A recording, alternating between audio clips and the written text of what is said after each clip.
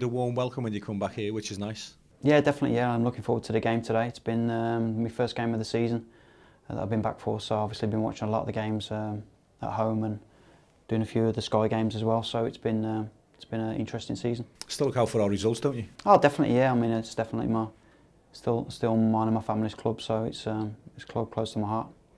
What do you recall of actually joining Everton? How did that come about? Can you remember?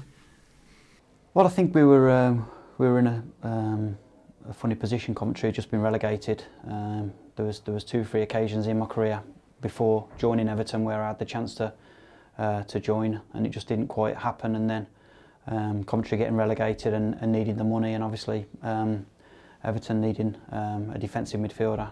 It was a good match. It was maybe 4 or 5 years in the making, and then finally the move come about.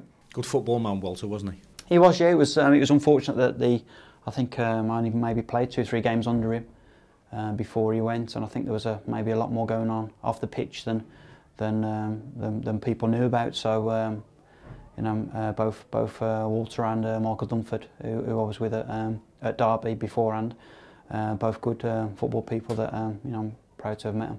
When David Moyes took over, we were staring into the abyss a little bit. We were in trouble, weren't we? No two ways about it. Yeah, definitely. And I think from a personal point of view, I was unsure about whether I'd done the right thing with the move. I'd signed on loan to rush the transfer through. So, I had 1 or 2 conversations with Coventry with regards going back and maybe not pushing it through, because I just wasn't sure how it was going to go. I was at a time where I needed some stability as well in my career with the World Cup on the horizon as well.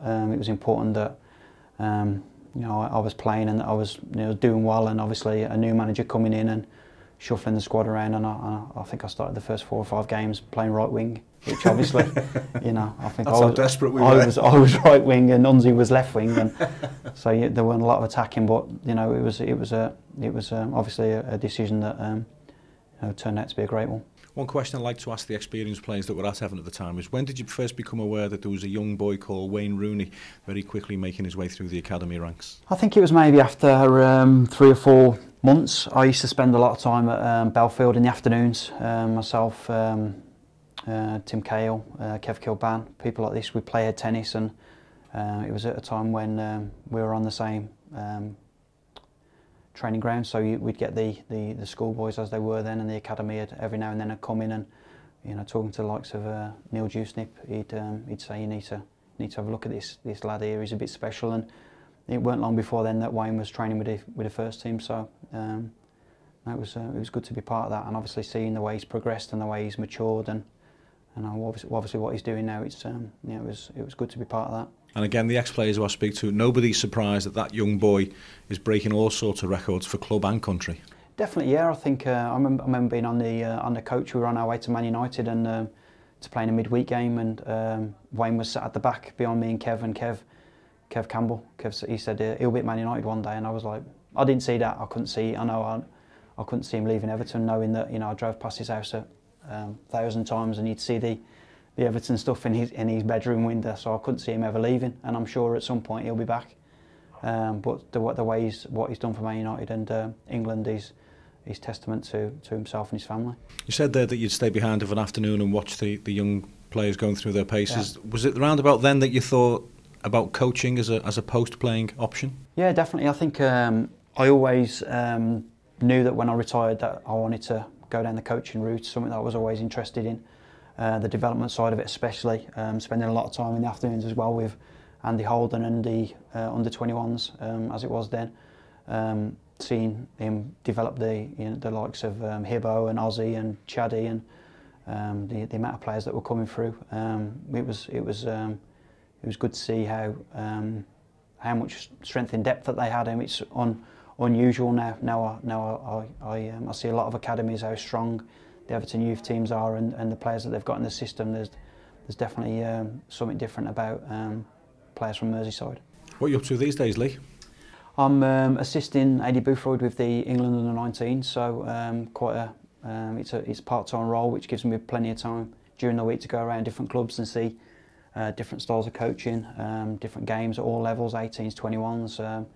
lucky in the fact that we've got Ryan Ledson, John Joe, Kenny, Callum Connolly. So we've got some good lads from Everton in the system, and it's good to see how they're progressing and keeping an eye on them. Just on the international scene, it's terrific for the Euros that the Irish will be there because, as you know only too well, they do enjoy themselves.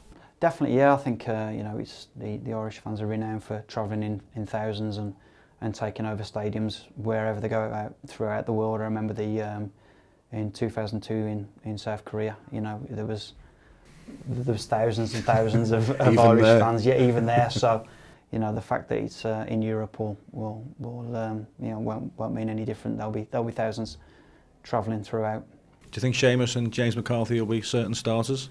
I hope so. Yeah, if they keep fit, I would imagine so. I mean, James has struggled with his fitness with the Republic of Ireland, but any time that a player like that's fit and available, he's got to play. I've been really impressed with James McCarthy, as I have with Seamus as well. They're both top players. Some story that, isn't it? Seamus Coleman, young lad from Killybegs, playing for Sligo, and then next minute he's representing his country on just about the biggest stage of the lot. Definitely, yeah. I mean, it was he's had some journey. I was at Birmingham at the time, just before I retired, when Seamus come for a week's trial, and he was one of the best trialists that I'd ever seen, and I couldn't believe that Birmingham didn't sign him. And a few weeks later, I got a phone call off David Moyes saying, "Did you see much of this lad?" I was like, "Yeah, he's a good player," and obviously Everton had signed him, so it weren't much of a gamble, that one. He's got a bit of everything, hasn't he? He has, yeah, he has. He's probably better known for his attacking play. I think if he can just tighten up that defensive side of his game, I think it helps as well with whoever plays in front of him. I've noticed the last couple of games that Aaron Lennon's played there, who's a typical British kind of winger that works hard and works up and down. I think they've got a nice partnership at the minute. Everton just seem to be edging in the right direction now, don't they? Yeah, I think it's been a frustrating kind of season when you look at the state, I won't say the state of the Premier League, but the condition that the Premier League's in at the minute, where it's almost like anyone could, given that run of form. You look at Leicester, the way that they've just ground out, being consistent all season. When you consider the amount of points that we've dropped in later stages of the game when we're winning, that's a frustrating bit. Just finally, you're still in touch with a few people from down at Finch Farm? Yeah, I'm seeing I'm with Tony today, Tony Sage, down in the we're having a bit of dinner together. Obviously, I've tried to step away from Jimmy Martin, but he keeps ringing and texting me, so that's unfortunate. But you can't have it all, can you?